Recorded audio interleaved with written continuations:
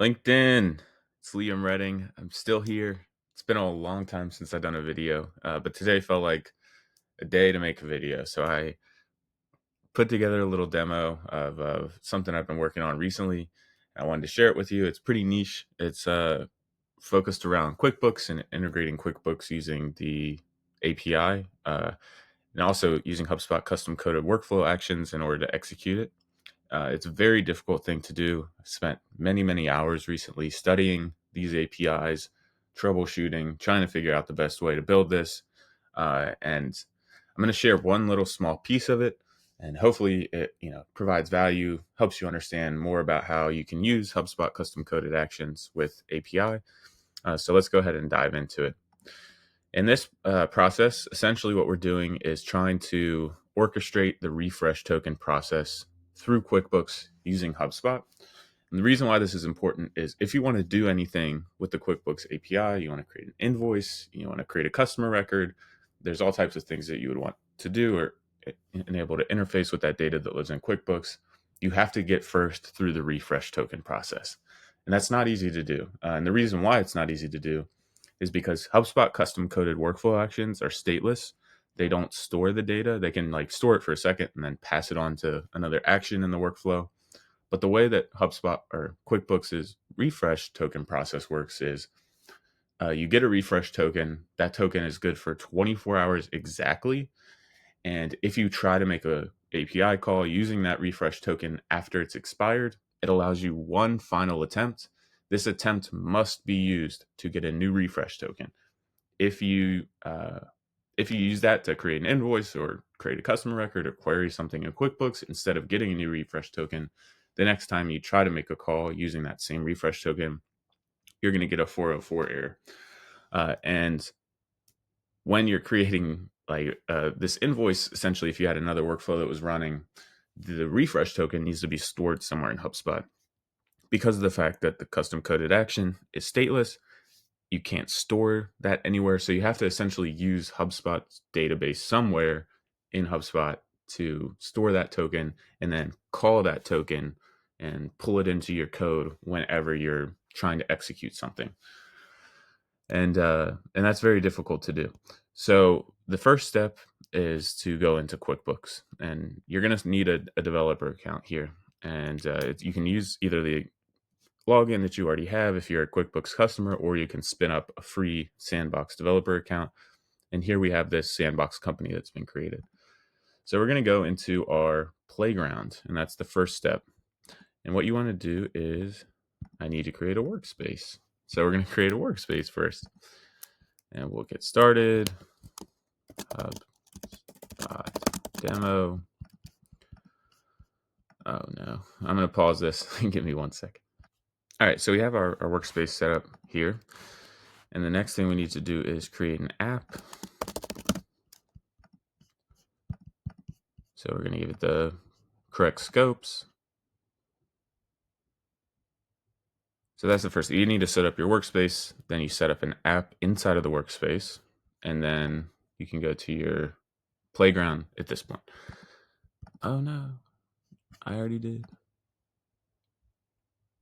Gotta love when you have an issue live on call. Okay, HubSpot demo, and we're gonna go with the sandbox.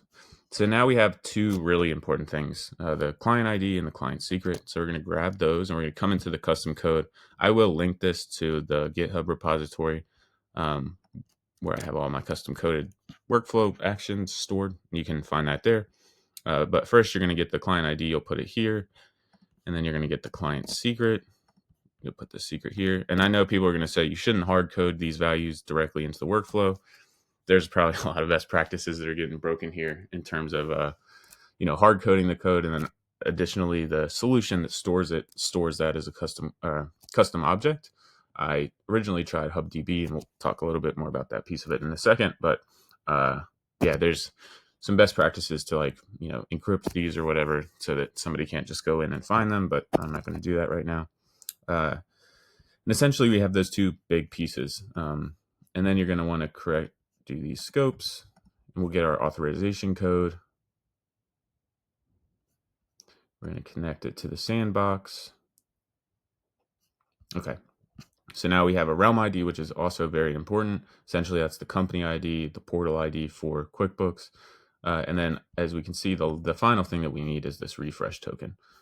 So we just now have the refresh token. As we can see here, this is the very first one. And what's really confusing about this is it tells you it expires in 101 days. That's if it's never used. But if it is used, it's only good for 24 hours. So we'll take this refresh token, and then I'm actually going to set a couple things up really quick. Okay, so now we have the refresh token, and I've created this custom object inside of HubSpot called QB refresh tokens. And we're going to create a new one. At first, you'll have to input the very first, you have to go copy this value and store it here. So this, because HubSpot's stateless, it can't store this value inside the workflow action. So I have to store it either in HubDB or in a custom object. Originally, I started off trying to store it in HubDB. The issue is that HubDB can't be used to trigger a workflow action. And as we remember, if you remember, this is all based on 24-hour cycles, essentially. So it made it really difficult. I was trying to do some things with, like, you can store a date time value in the table for the most recent refresh token, and you can try to use that to like time up the workflow so that it works well.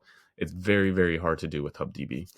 But custom objects, you can trigger a custom object-based workflow on a date time property, and that allows us to really control it at a granular level and to be able to make sure that there's no issues with the refresh. And what happened with the HubDB is we would, run the cycle, it would break, and then you would try to create an invoice or whatever, it would give you a 404. So you have to go back through the whole process, reset the refresh token, and then reattempt the refresh. So it is quite a pain if you don't get it right.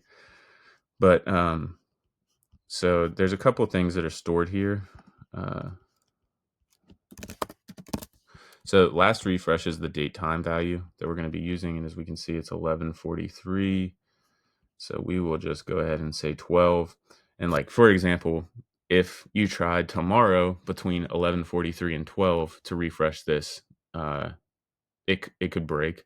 So what you would want to do is eventually, or like after the first attempt, the HubSpot workflow is going to set this value, and it will set it exactly when it is refreshed, instead of you having to like only choose between those 30-minute or 15-minute increments. And so now we have the refresh token is stored here. And then let's edit the columns. We have the last refresh here. So this is what we're going to be using to trigger the workflow. So if that last refresh is more than 1 day ago, this record, this QuickBooks refresh token record, is going to come through the flow. What it's going to do first is it's going to run this custom coded action. And this is to get a new refresh token. So it uses the old refresh token. Again, if you remember, after 24 hours passes, you have one final attempt to get a new refresh token to keep the process active. So what it does is it triggers once that dies. It will then come through. You don't need a HubSpot secret or anything, because this is just interfacing with QuickBooks. It has nothing to do with HubSpot APIs. It's going to use that client ID and that client secret. And then it's also, actually, you do need to pass in. Yeah, so you would need to pass in like a refresh token. And then what you would do is use the original refresh token here. It's going to use this value, input it, and then down here in the workflow, or in that coded action, it will input that refresh token field here when it's doing the new refresh. And it will give a callback of the output fields for the new refresh token. And I have it set wrong. It would be, you have to have the exact value. So it would be new refresh token. And we'll set that to a string, delete that, and we'll save this. So what's going to happen is it's going to run using QuickBooks API here. As you can see, we're calling the OAuth, basically the token endpoint, and using the client ID, the client secret, and then the previous refresh token to generate a new refresh token. And then what we're going to do is we need to create a new record in this custom object to represent the new refresh token. So originally that has to be stored on the existing refresh. So we have these properties, which is new refresh date time. and then you would use the output from a previous workflow action, and it's still giving me this one, which is fine. You would actually want it to be set to this value, which is the new refresh token, but maybe if I refresh the page, it'll give it to me. Yeah. So then now we can use the correct output value here. Okay. And basically what it's doing is it's setting the new date timestamp for the next record when it creates it, so that it can input that value into the new refresh token record.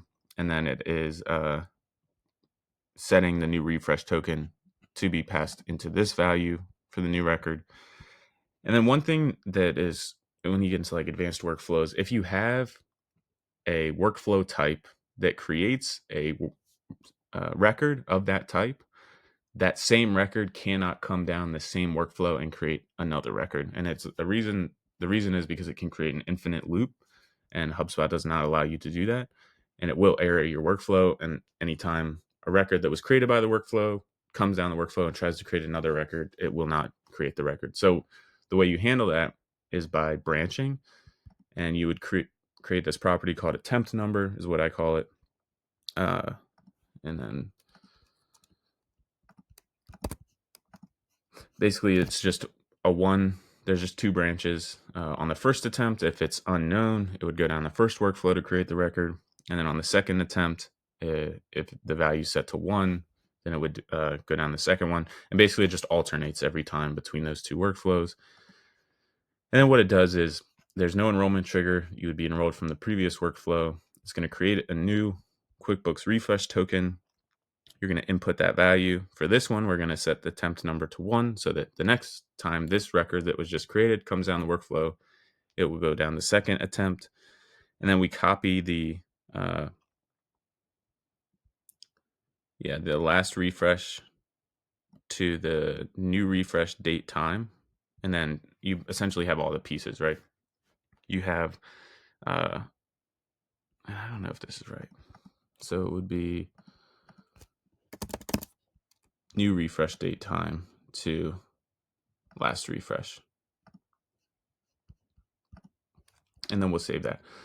So essentially what will happen is this will come down. Once it expires, it will make the call. It'll get a new refresh token. It will then set that new refresh token. It'll set the new date time. It'll pass that new, actually the existing record will go into one of these two workflows, and then it will create the new record with those new input values. And then what you do is, if you had a workflow, for example, that creates an invoice at the beginning of that workflow, you need to add another custom coded action that calls using HubSpot API. You'd have to use the HubSpot secret. It's going to call that the custom object records. It's going to find the most recently created record. It's going to pull the refresh token from that and then use it in another custom coded workflow action when it creates that invoice. So it's a really complicated process, but that's essentially how it works. And because this token is still live, I can't show you until 24 hours pass what that looks like. If I was to run it, what would happen is we would get the same value a second time, which we could go ahead and try that out just to show you. It's going to create a new record, but the record is going to be the same exact refresh token as we have here. And we're going to turn the workflow on. We will manually enroll only one, and then we will push this one through the workflow, and then we can watch it go down the log. So we have this one that's been manually enrolled. I hope this does not break because we're 15 minutes into the video, but this process does work. I've done it in production, and it's really, really cool. I will pause this and come back in 1 second. Literally 1 second, it has executed. So we have now, let's see. It's going to give me the new refresh token, which is the same value as you can see here, PSD. Sorry. And we're going to also have the PSD. So it's the same exact value, like I said. And you can see that here, it's done all it needs to do. And then what it does is sets the date time, sets that refresh value, branches goes down the first attempt. And now it should have created that second record. If we refresh, it is not. So we can go down the first attempt. We can look at the action logs here. Unable to create token because an existing record shares that unique value. So it did not create the record because when I created that custom object, I said it has to be, that value has to be unique. So in this case, it's not allowing us to create that new record. But in the event that that record, that the 24 hours has passed, that it's a new unique value, it would have created that record, and then you would have seen it here. So I'm hoping to do a lot more in 2025, knowledge sharing and courses around building financial automation processes through advanced custom code solutions like this, as well as other third-party applications that I've integrated with, such as Zebra, in order to create and orchestrate your financial process from end to end. And I'm really interested to hear if that's content that LinkedIn would find valuable. A lot of this stuff, in order to kind of display and show it from end to end, I'm gonna have to put a lot of work into it and creating demos and creating all these different sandbox and test accounts to show the work off. So it's not going to be something that I would just be publishing on my LinkedIn. I'm hopefully going to be actually building out courses in 2025. So I would love to hear the community's thoughts, feedback on if you find these type of things valuable. This is one small piece to a very big puzzle, and I've solved these puzzles now, and I think it'd be really beneficial for the entire community to see how these things operate and how it can be done behind the scenes flawlessly. So I thank anybody who watched this video to the end, and I look forward to producing more content in the near future. Things are going really well for me. We welcomed our beautiful third baby girl into the world, and she's happy and healthy. And we're navigating that right now. Things will get easier, and hopefully I'll have more time to do content next year. But it's been a while since I've done a video, and it feels good to get one out. So I hope you guys found this valuable, and we'll talk soon. Thank you, LinkedIn.